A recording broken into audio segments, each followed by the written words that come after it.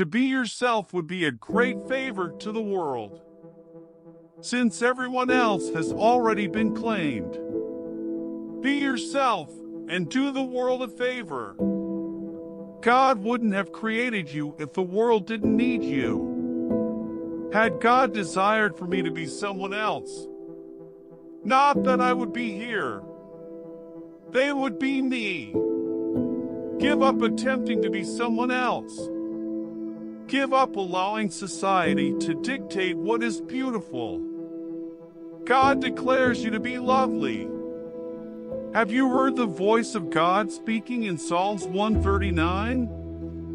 That in the womb of your mother, in Numbers 13 and 14. You were created fearfully and wonderfully. Have you ever looked at pictures on TV or said to yourself, I'm wonderfully and fearfully made, as you looked in the mirror? Have you ever thought, oh, I'm ugly because I don't look like them, after glancing at magazine covers? And God is saying, you are beautiful to me, precious child. Are you all aware that you are unique? There is only one model of you, really. That has never been a problem with your appearance, your makeup, your vibe, your speech, your dialect, the way you walk, or the way you carry yourself. One exists alone. There isn't another fingerprint on you at all. Furthermore, there is only one explanation for the very combination of elements that make you God. There isn't and never will be another one exactly like you.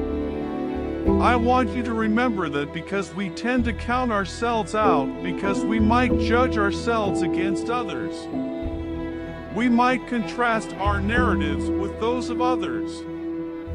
God is looking to you to make you into a copy of someone else, not at you. We are all unique individuals. Every single one of us is unique. Therefore, avoid comparing yourself to other people and saying, man, I wish I could. I wish I had my life like them. In actuality, your life is just like you, and you've not even begun to utilize it. Do you not recognize your own beauty? Do you not recognize your own abilities and qualifications? Do you not recognize your own intelligence? Are you attempting to imitate or be someone else by comparing your life to theirs, failing to recognize that your life is unique? Far too many people carry around negative inner feelings. Really, they are not fond of who they are. They concentrate on their shortcomings and flaws. They are critical of themselves all the time. They're constantly listening to that tape of all the things they've done incorrectly. Avoid standing out as an adversary to yourself. There might be a few issues with you. However, you have a lot more rights than I do. Even though you still have a long way to go, you'll be amazed at how far you've come. Remain cognizant of your shortcomings. Everybody is struggling with something.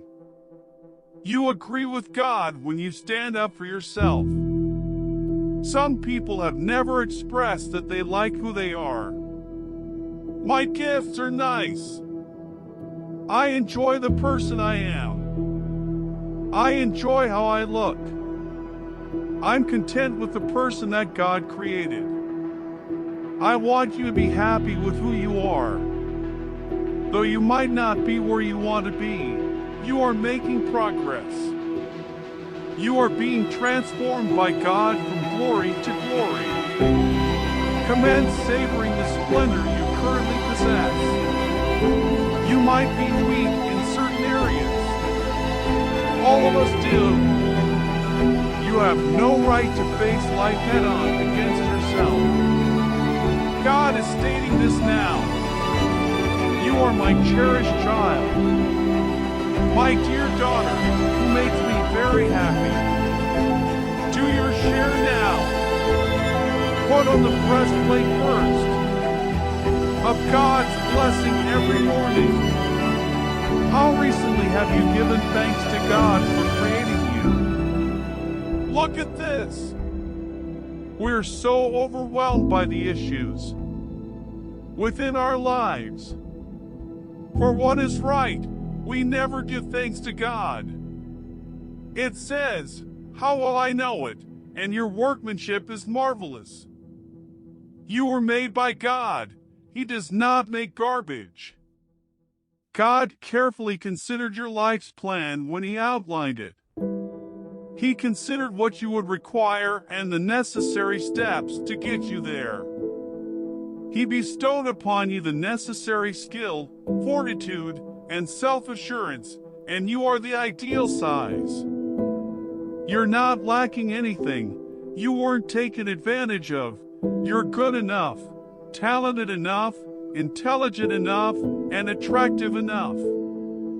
You also have the right appearance, personality, and family. You are incredibly and fearfully made. You are more attractive than you realize. You're not aware of your own beauty. It's true that God created you wonderfully. You're a prize because you're gorgeous, appealing, unique, and have received a lot of favors. Have a triumphant mentality. You are a warrior, not helpless, defeated, or overpowered by issues. You've been given strength to use in every conflict. You have a lot of willpower. There are more forces working in your favor than against you. It's true that you are stronger than you realize. You're making way less of a compromise.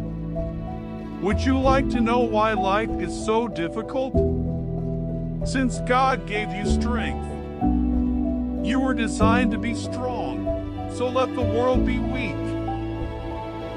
I want you to keep in mind Philippians 4:13, which states, "I can do all things in Christ who gives me strength," the next time you say you can't. Who declared you to be weak? No, God. He strengthened you. You gained power from Him. He made you in His likeness. Now stop comparing your success, appearance, or gifts to those of others and just be yourself. You possess strength, amazement, and talent. No one can perform for you the way you can. Will you accept the opinions of others about you? It's said that you don't matter and are worthless unless you behave a certain way, speak a certain way, do certain things, give in to certain moral dilemmas, or believe certain things. Will you accept what God has to say about you?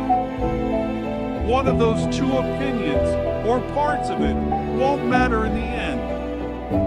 Sure, it's admirable to admire others and to recognize their gifts, but try not to let their persona cause you to lose sight of your own identity. You are unique, talented, and endowed with gifts. There are some of you who think you're not gifted or talented, and you know why I know that? Because I used to think that. I had no idea that I would become anything. I didn't believe I had any talent. It doesn't matter if you can't see your talent yet, it still exists. However, God doesn't create anyone unless something important is present within. The enemy therefore puts forth extra effort to try to give you the impression that you are unworthy. I'll close with this Russell Kelfer poem. There's a reason why you are who you are. You are a component of a complex scheme. You are an exquisite, flawless, one-of-a-kind creation, referred to as God's unique man or woman. You appear to be looking for a purpose. God is there free.